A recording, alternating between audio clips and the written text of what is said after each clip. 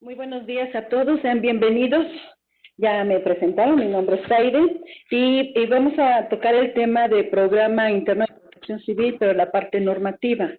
Y bueno, para dar inicio a este tema, lo principal es entender qué es una normatividad o una ley primero.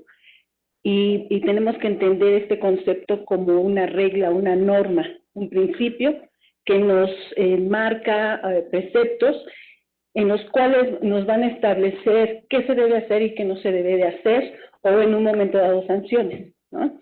En el caso de la Ley General de Protección Civil y el reglamento, nos indica ciertos conceptos o ciertos apartados que se deben incluir para la elaboración de los programas internos.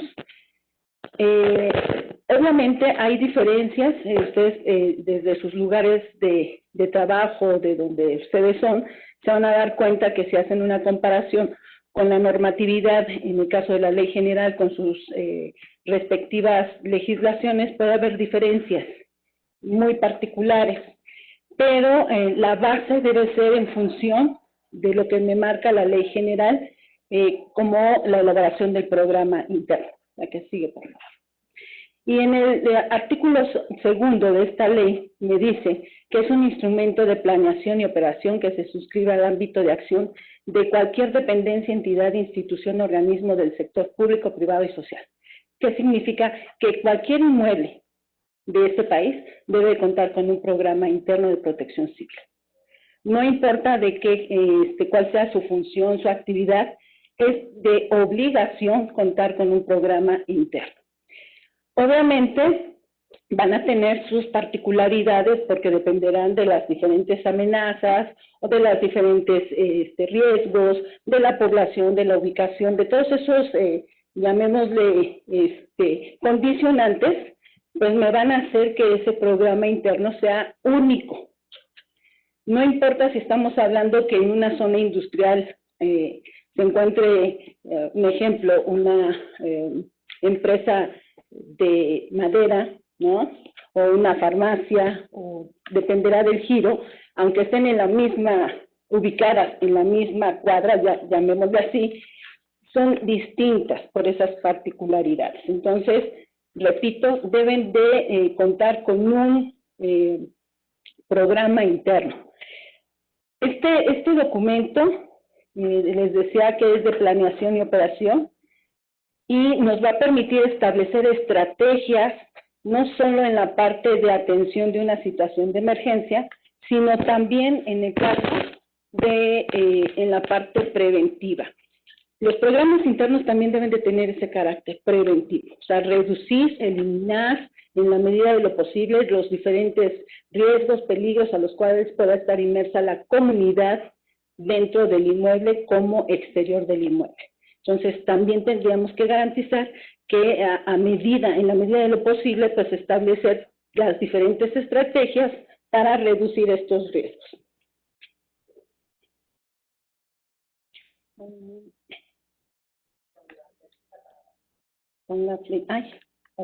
Ya. Ok, dentro de este programa interno tenemos que está constituido por 3 planes: el plan operativo de la unidad interna, el plan de contingencias y el plan de continuidad de operaciones. Ok. ¿Cuál es el propósito de este programa interno? Pues decíamos que es mitigar los riesgos previamente identificados, y definir en este caso las diferentes acciones que se van a establecer de acuerdo a los diferentes riesgos o peligros que hemos identificado. Quiero hacer énfasis que la parte medular, todo es importante en el programa interno, pero la parte medular de un programa es el diagnóstico o el análisis de riesgos que se hace. En la medida en que nosotros garanticemos que ese análisis de riesgos realmente está bien elaborado, en esa medida vamos a poder establecer todas las estrategias y las acciones que debe considerar este programa interno en los 3 planes que tenemos aquí. Si no tenemos realmente identificado las amenazas, los riesgos, la población, todos esos elementos, difícilmente vamos a poder diseñar de manera preventiva y establecer las acciones ante la ocurrencia de un peligro para reducir el riesgo, en este caso, el impacto sobre la población, si no tenemos esa base principal. La que sigue, por favor. En el artículo 11 me dice que para los particulares o dependencias, en este caso públicas, puedan ejercer la actividad de asesoría, capacitación, evaluación, elaboración de programas internos de protección civil o de continuidad de operaciones en este caso, o de estudios de vulnerabilidad, riesgos en materia de protección civil, deben contar con un registro expedido por la autoridad competente. Importante, todo programa interno debe de tener el nombre de quien lo elabora. Para ello se requiere una carta de responsiva, eso es importante, porque obviamente ahí me va a indicar quién es el encargado o quién fue el encargado de elaborar ese programa interno. Y obviamente él va a ser el responsable de cualquier acción que se presente en ese programa interno si no se da cumplimiento. Y esto, ojo, es el cumplimiento conjuntamente con las autoridades, porque no nada más es el que lo elabora, ¿sí?, o el que da la asesoría, sino en este caso las propias autoridades que también deben de cumplir con esa normatividad. Entonces, decíamos que debe de tener un registro. Y ahí, bueno, vamos a tener los diferentes lineamientos establecidos de acuerdo al reglamento, en el cual se va a emitir una carta de corresponsabilidad, que en este caso, pues debe de tener el nombre de quien lo elaboró, la fecha, y esto lo menciono de manera general. Habrá sus particularidades en cuanto a, en este caso, a la carta de corresponsabilidad, puede ser dependiendo de cada estado o en su propio reglamento, pero de manera general me dice que debe de tener su nombre, en este caso del propietario, la fecha, la localización de donde se ubica el inmueble, en este caso se tendría que poner la latitud y longitud y descripción general de los diferentes fenómenos perturbadores. La que sigue, por favor. Tenemos que en el artículo 39, para el caso de los programas internos, me dice que las instituciones o particulares, de acuerdo a su presupuesto autorizado o posibilidad económica, podrán incorporar las innovaciones tecnológicas digitales virtuales en la elaboración y difusión de los diferentes programas internos, así como la vinculación con los atlas de riesgos. Todo programa, y esto no es exclusivo del programa interno, todo programa de protección civil tiene que hacer referencia al Atlas Nacional de Riesgos. Por regla, deben hacer referencia, porque bueno, es el que nos va a dar la pauta de la ubicación de los diferentes fenómenos perturbadores. Entonces, también tenemos que hacer referencia siempre al Atlas, no solo al Atlas nacional, sino al Atlas estatal, si es que lo tenemos, ¿sí? Eso es principalmente la base. La que sigue, por favor.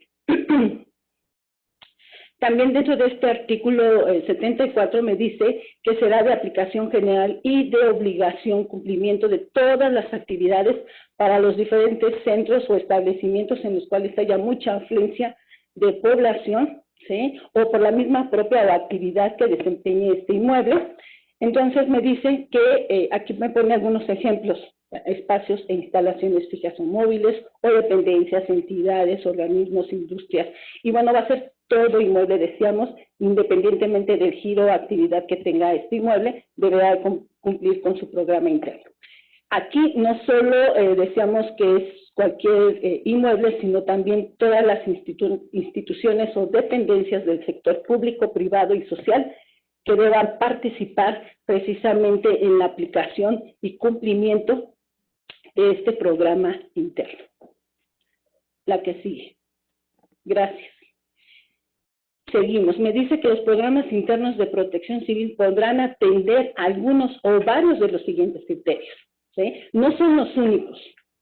Quiero que lo recuerden. Son algunos de los que se están considerando? El aforo y ocupación.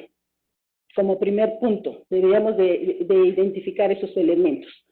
¿Cuánto es la cantidad de población que tenemos? ¿A qué se dedica ese inmueble? ¿Cuál es la vulnerabilidad física de ese inmueble? ¿Cuál es la carga de fuego? ¿Sí? La cantidad de sustancias peligrosas que se tienen, por ejemplo, en el caso de laboratorios, hospitales, etcétera, y condiciones físicas de accesibilidad de los diferentes servicios de rescate y salvamento. ¿Por qué? Porque a lo mejor nos hemos topado en algunos casos de los programas internos que muchas veces son inmuebles que no están hechos o elaborados para esa función o para esa actividad. Entonces resulta que no cuenta con las medidas o las condiciones físicas de accesibilidad para los grupos de respuesta y mucho menos a veces para la población que tenga que evacuar en condiciones de emergencia. Entonces hay que hacer una valoración de esa parte. Tiempo de respuesta de los diferentes servicios de rescate y salvamento en tiempo real o a través de los simulacros, cuánto nos lleva ante una situación de emergencia que puedan llegar. ¿Cuál sería identificar los diferentes daños a terceros? ¿No? Y aquí, en el caso de los programas internos, yo les siempre sugiero que muchas veces me dicen, no, pues es que no hay recursos, cierto, no hay recursos, pero podemos hacerlo a través de convenios de colaboración con los inmuebles aledaños. Puede ser que mi inmueble yo no tenga tantos riesgos, porque a lo mejor es una oficina relativamente tranquila, pero resulta que el inmueble que yo tengo al lado es una pastelería, una panadería, y tiene otro tipo de riesgos que me pueden afectar directamente. Entonces, podemos hacer convenios en ese sentido. E identificar en este caso daños a terceros. Condiciones del entorno. Eso también es importante, porque en función de eso, pues vamos a determinar las diferentes acciones o estrategias que se van a requerir para llevar a cabo este programa interno. Otros que pudieran contribuir a incrementar el riesgo, pues eso sí dependerá del tipo de inmueble al cual nos estamos refiriendo.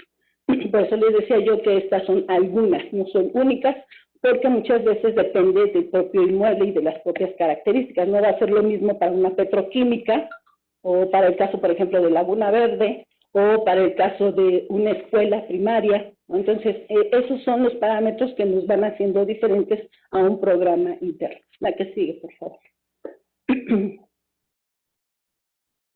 Ok. En el artículo 76 me dice que el programa interno va a estar integrado por 3 planes. El plan operativo para la implementación del programa interno, de la unidad interna, el plan de contingencias y el plan de continuidad de operaciones. Cada uno de estos está integrado, en el caso del plan operativo, por acciones de prevención, acciones de auxilio y acciones de recuperación específicamente. Vamos a revisar cada uno de ellos más adelante.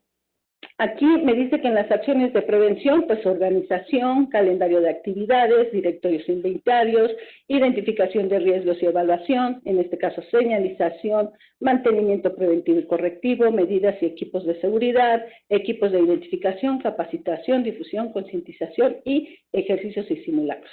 En el caso de las acciones de auxilio, pues específicamente me dice procedimientos de emergencia.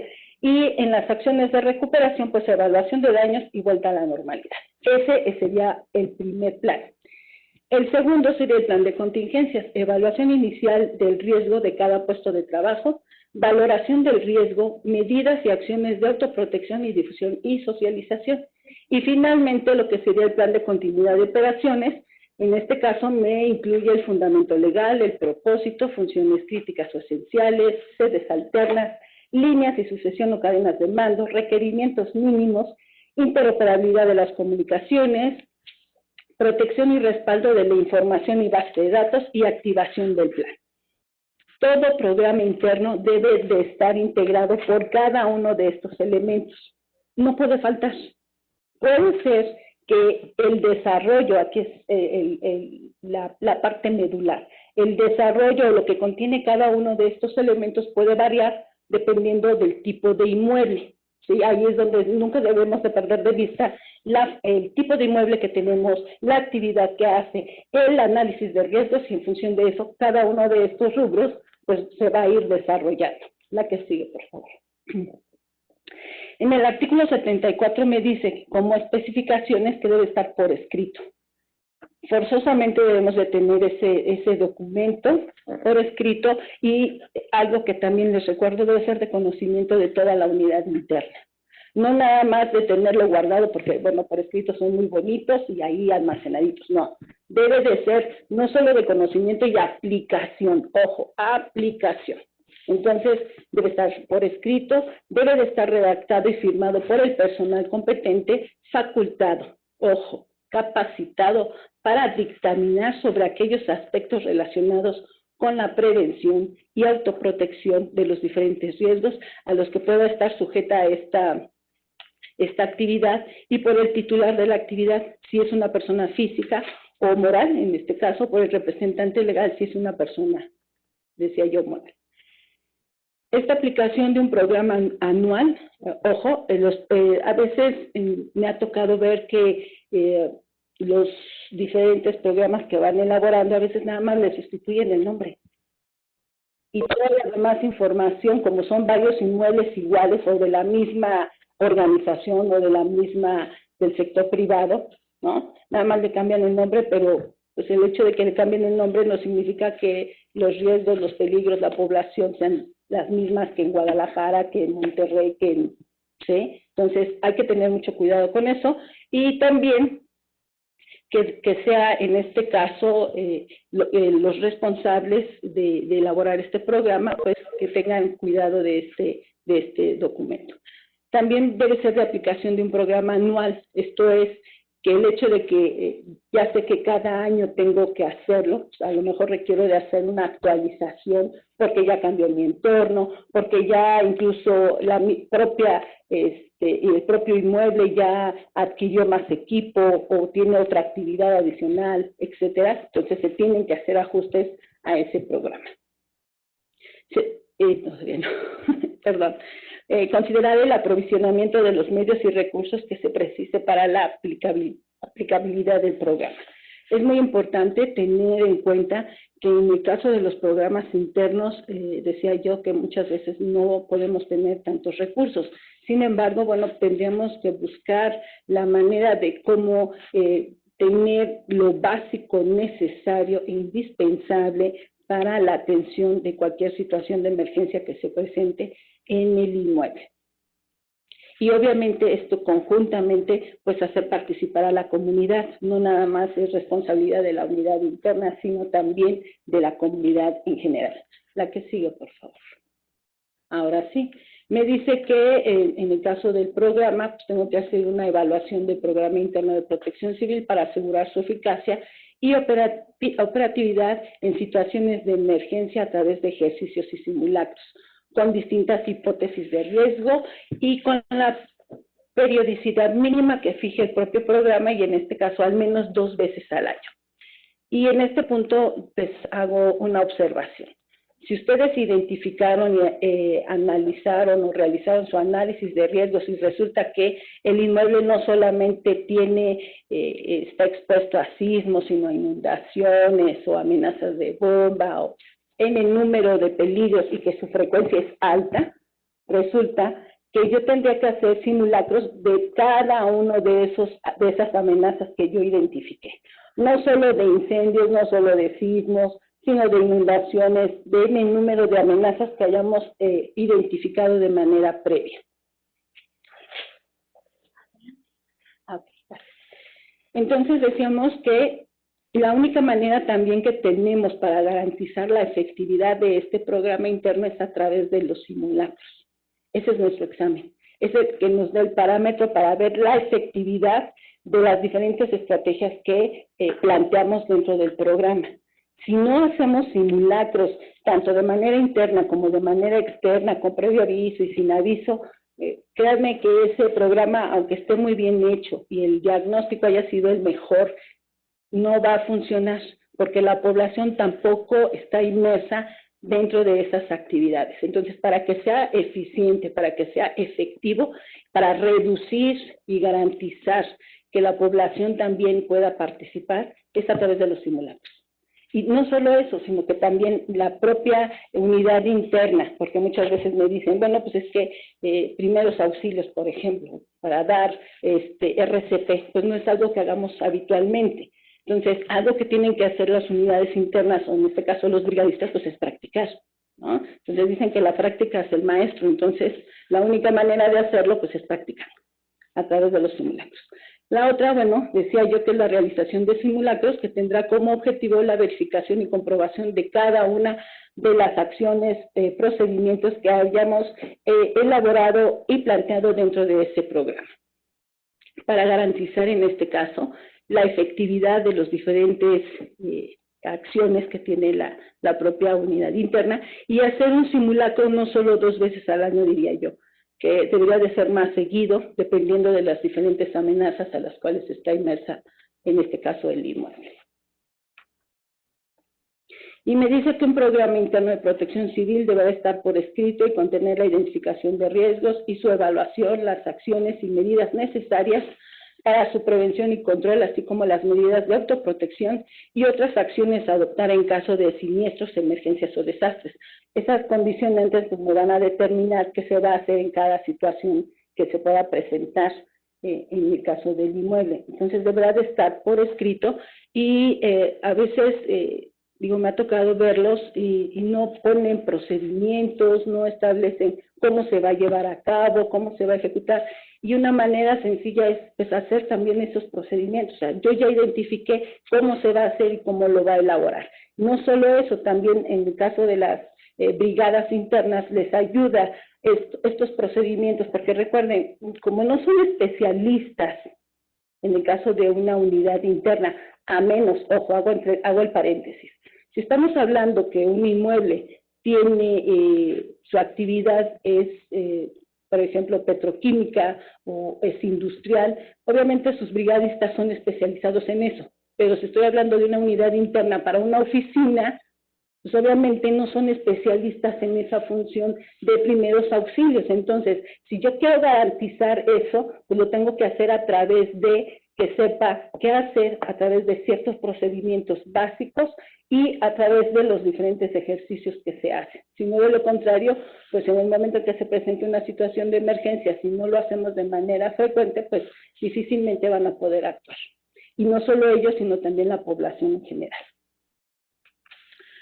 Dice, en este caso, en el artículo 78, me dice que los particulares que por su uso y destino concentren, reciban una afluencia masiva de personas, están obligados a contar con una unidad interna de protección civil y elaborar un programa interno en los términos que en este caso la ley establece y su propio reglamento, sin prejuicio de lo señalado en los respectivos ordenamientos locales.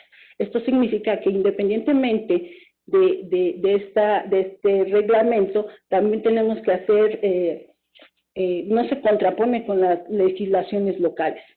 Y por lo tanto, todo inmueble en el cual tenga estas características de afluencia masiva de población debe contar con un programa interno, como estadios, como centros, en este caso, recreativos, donde siempre tengamos mucha afluencia de población. En el artículo 78 me dice que las unidades internas de protección civil como responsables, ojo, del programa interno de protección civil, establecerán protocolos que garanticen la comunicación interna y externa de los incidentes que se produzcan y tengan o puedan tener repercusiones, riesgos, en este caso para el personal y la población aledaña, y la movilización de los servicios de emergencia que en su caso deban contar o actuar, perdón. Aquí hago referencia a este punto porque muchas veces dentro de los programas internos, sobre todo la unidad interna, me dicen, bueno, ¿por qué yo? ¿Yo por qué tengo la responsabilidad? ¿Hasta dónde tengo la responsabilidad de este programa interno?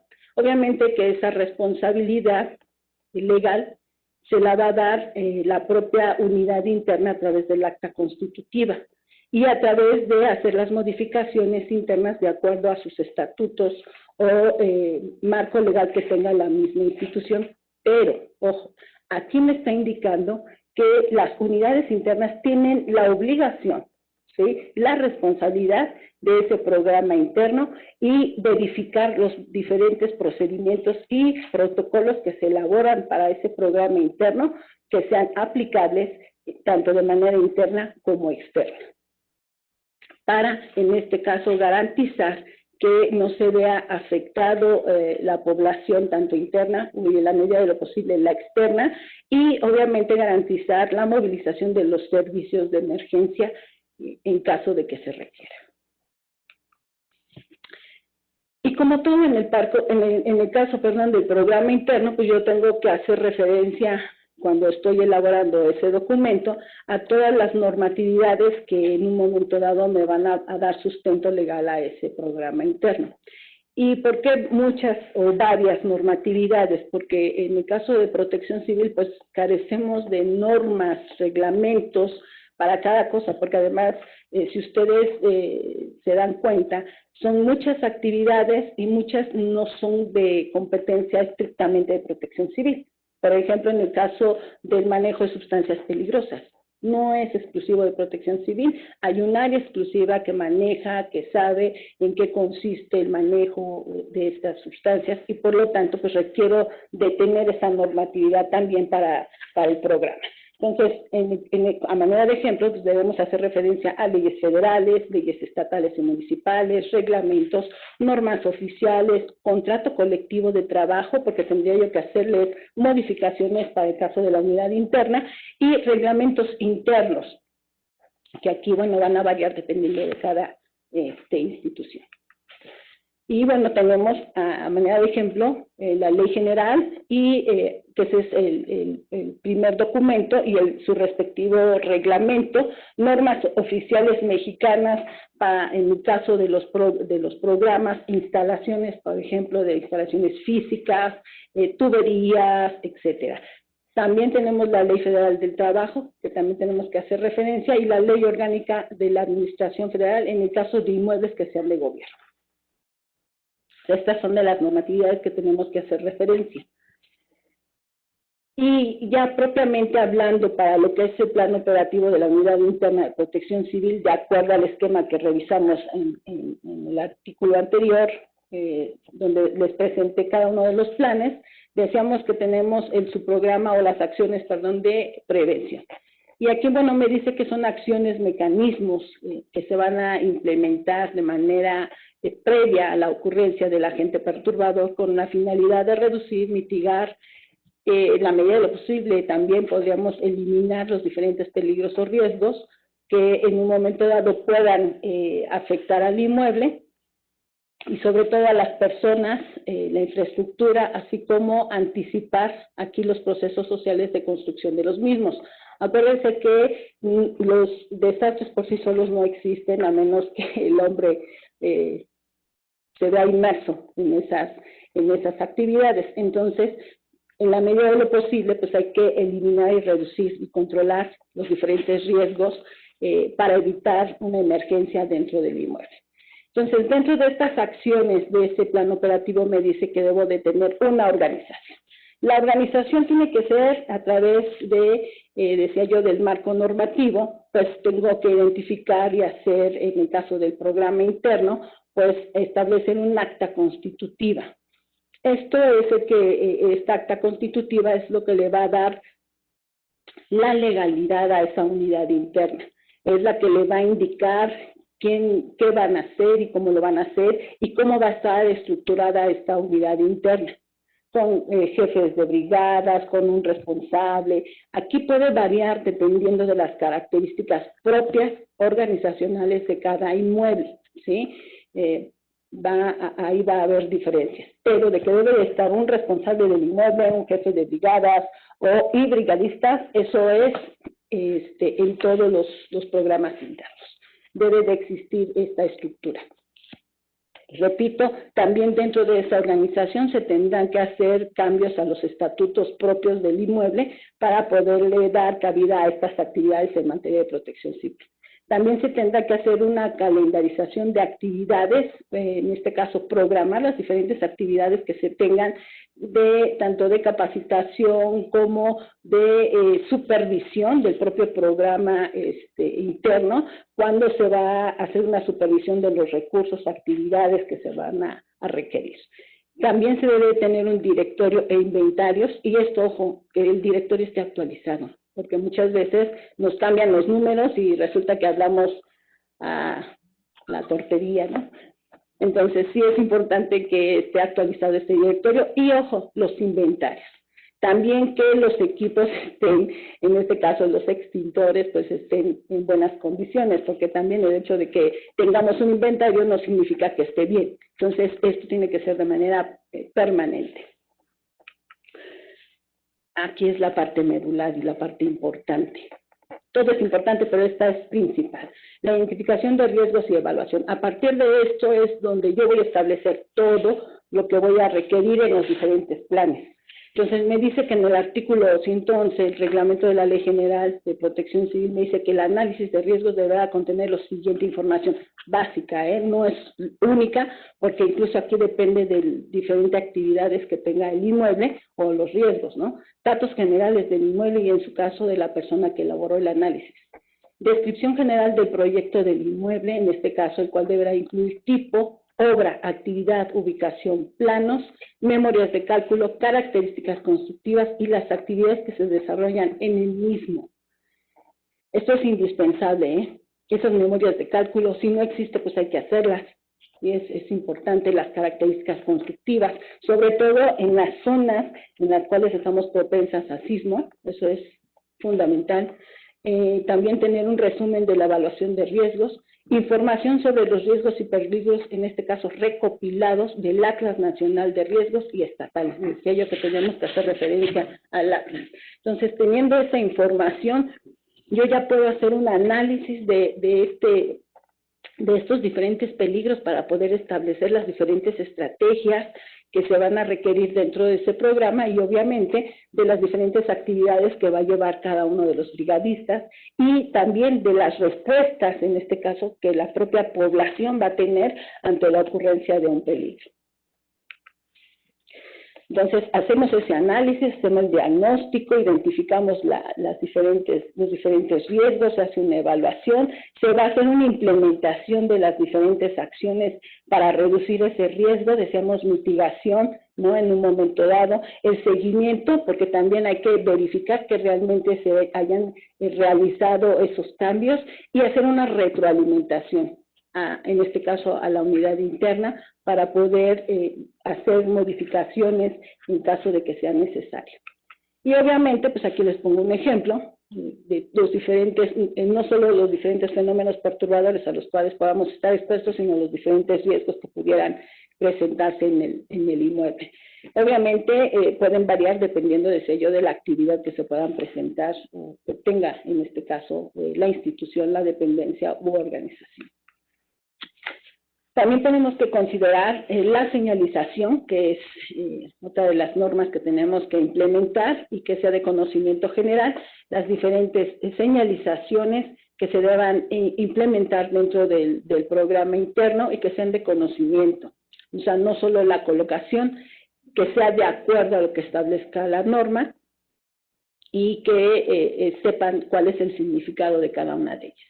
También dentro de ese programa hay que tener la parte de mantenimiento preventivo y correctivo, o sea, no solamente es la identificación, sino hacer un mantenimiento permanente y hacer las correcciones de las diferentes áreas que se van a requerir, como por ejemplo el sistema eléctrico, el sistema de drenaje, etcétera, ¿no? Son algunos ejemplos. Y las medidas y equipos de seguridad con los que contamos, como control de acceso a los inmuebles, por ejemplo, para inmuebles que tienen amenazas de bomba, pues hay que tener mayor control de ese tipo. Registro de personas, si queremos saber cuánta población tenemos en el caso de población flotante, uso obligatorio de portagafetes, engomados de identificación, estos son algunos ejemplos. Estas pueden ir variando, repito, dependiendo del propio inmueble.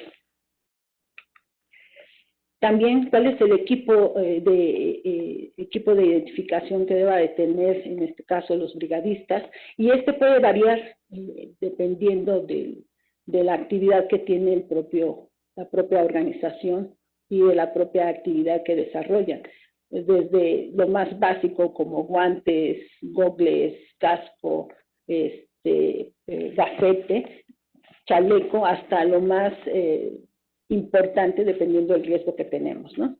Ahí pueden variar este tipo de equipos, pero sí deben de tenerlo en cuenta. Por eso les decía yo que la parte del análisis de riesgos es fundamental, porque a partir de ahí yo voy a determinar estos requerimientos. Obviamente la capacitación pues también va a estar en función de eso, ¿no? ¿Cuál va a ser el nivel de capacitación que quiero que tengan los brigadistas? Y nada más va a ser teórico, sino también teórico-práctico, ¿no? La difusión y concientización de la población, eso es fundamental. Si no tenemos esta difusión y concientización de la población, obviamente que este programa no va a funcionar. Y eso va a ser a través de los ejercicios y simulacros. Una cosa serían los ejercicios que se hacen con la propia unidad interna y otra cosa serían los simulacros que los vamos a hacer de manera anual. Bueno, aquí me dicen que 2 al año, pero yo les repito, decíamos que no son suficientes, tienen que ser más, dependiendo de los diferentes peligros que hayamos identificado. Tenemos el subprograma de auxilio, que me dice respuesta de ayuda a las personas en riesgo, a las víctimas de siniestro, emergencia o desastre por parte de grupos especializados, públicos o privados, o por las unidades internas de protección civil, así como acciones para salvaguardar, en este caso, a los demás agentes afectables. En el caso del inmueble, pues la propia, el propio población y los recursos con los que contamos, ¿no?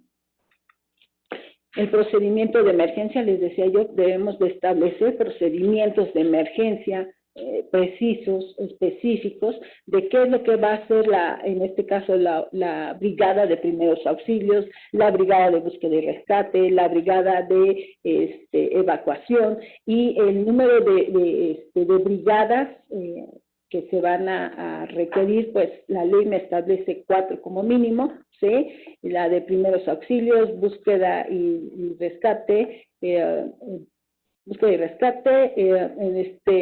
de evacuación y la de prevención y conato de incendios. Obviamente, la ley nada más me marca 4, sin embargo, yo voy, dependiendo del análisis de riesgos, a lo mejor yo voy a requerir de otro tipo de brigadas y es factible que podamos implementar otro tipo de brigadas si así lo requerimos. Dentro de su programa de recuperación o las acciones de recuperación tenemos que la reconstrucción y vuelta a la normalidad del inmueble y corresponde directamente, en este caso, a las autoridades institucionales y o propietarios de los mismos. Estas acciones van a estar encaminadas en función de la evaluación de daños que se hace una vez que se presentó la emergencia o la situación de emergencia y del análisis de riesgos de los planes de desarrollo económico y social que también se tengan de alguna manera si es que se vio afectado la zona o la comunidad. Pero obviamente pues sí tenemos que tener en cuenta cuáles serían las acciones de recuperación que vamos a establecer en función de alguna contingencia que se haya presentado dentro del propio inmueble. Para ello pues tenemos que hacer una evaluación de daños, identificación de los diferentes daños, en este caso hacer una prioridad por su magnitud, impacto y afectación, determinando las diferentes acciones más recomendables para que en este caso sean eliminados o mitigados una vez que se haya presentado y bueno, esto con la finalidad para también, bueno, ver cuál sería el análisis de daños que se hace posterior para ver de qué manera vamos a hacer la recuperación. Para finalmente ver la parte de vuelta a la normalidad. Y obviamente estos criterios que les acabo de mencionar, pues van a variar dependiendo, repito, del tipo de inmueble que tenemos. Aquí van a establecer los diferentes procedimientos para la reactivación de las actividades normales de respuesta de acuerdo a la emergencia y vamos a tener que definir aquí las diferentes acciones o rutinas para, por ejemplo, hacer la recuperación del inmueble, pues de los servicios básicos como agua, luz, si es que la actividad requiere de gas, bueno, pues también electricidad, etcétera, ¿sí? qué es lo que tendríamos que considerar, y también en este caso, pues la vuelta a la normalidad en el cual la propia población pueda ingresar a sus actividades como cotidianamente lo venían haciendo. Obviamente que ante una situación de emergencia o desastre, pues nunca volvemos al mismo punto inicial, pero lo que procuramos es que la misma población pues sea resiliente, ¿no? Y pueda en un momento dado pues continuar con sus actividades. El otro plan es el plan de contingencias, y aquí me dice que es la evaluación inicial de riesgos de cada puesto de trabajo, la valoración del riesgo, medidas y acciones de autoprotección, difusión y socialización. Cada uno de estos planes tienen una función distinta, ¿sí? Ahorita ya terminamos de identificar el plan del programa interno para la Unidad Interna de Protección Civil, y ahorita nos vamos para el plan de contingencias.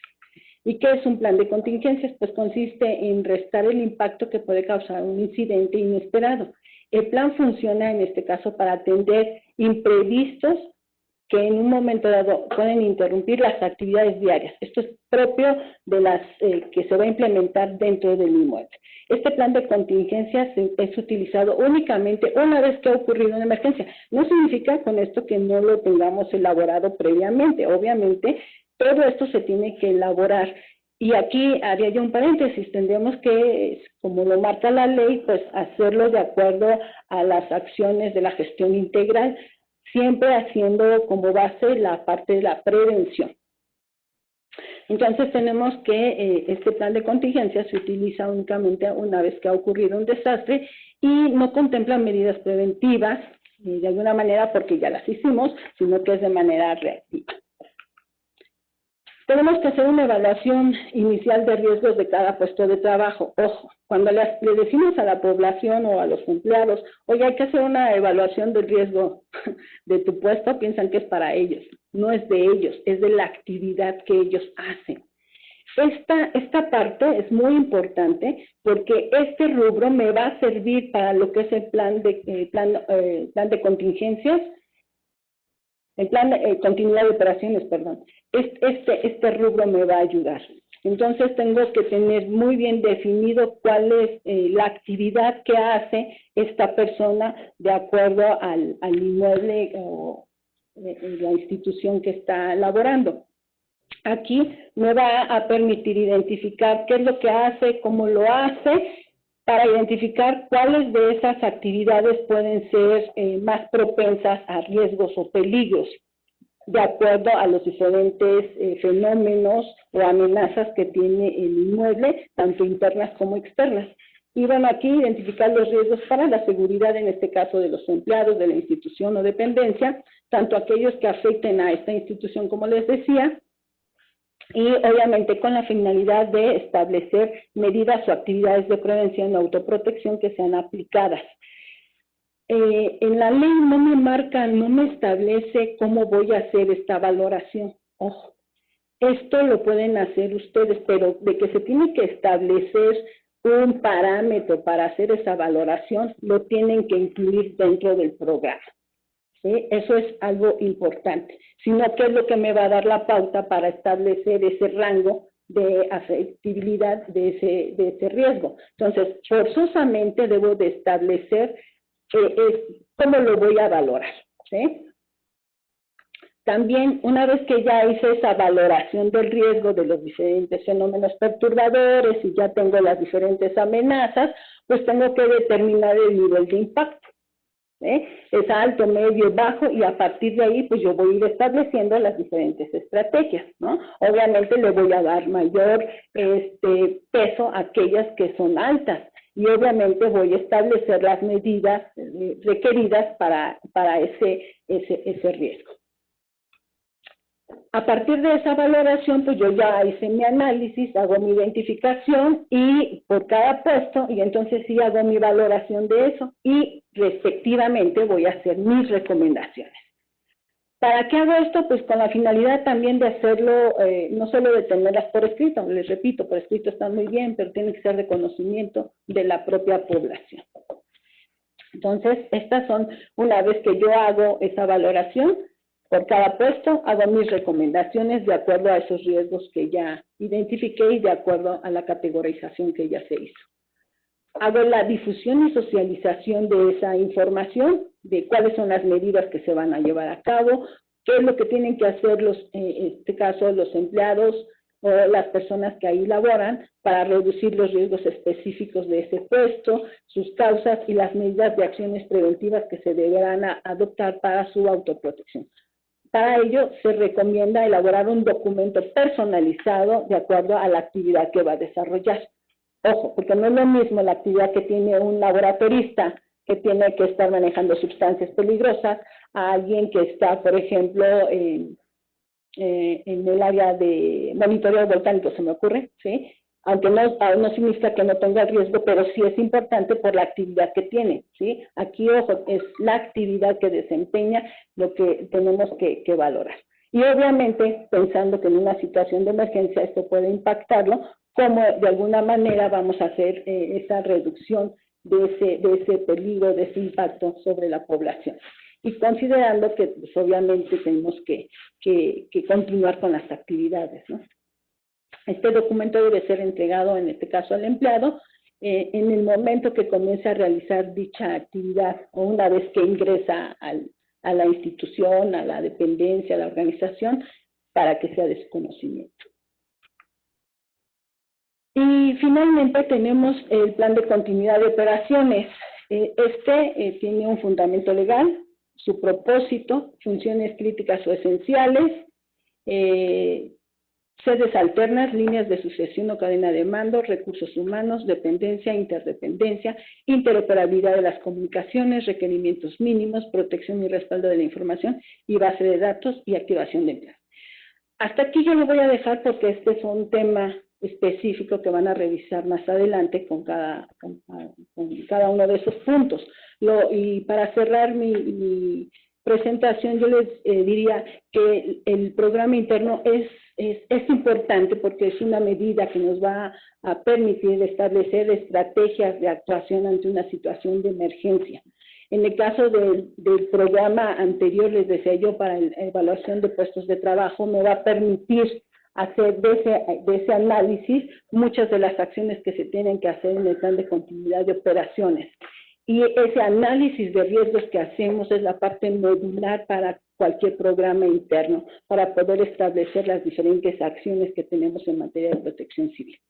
Y por último, pues les diría yo que no solo hagan hincapié en la normatividad específica que me considera la Ley General de Protección Civil con sus reglamentos, sino también las locales. Hay algunas que son mucho más amplias y mucho más específicas, ¿sí?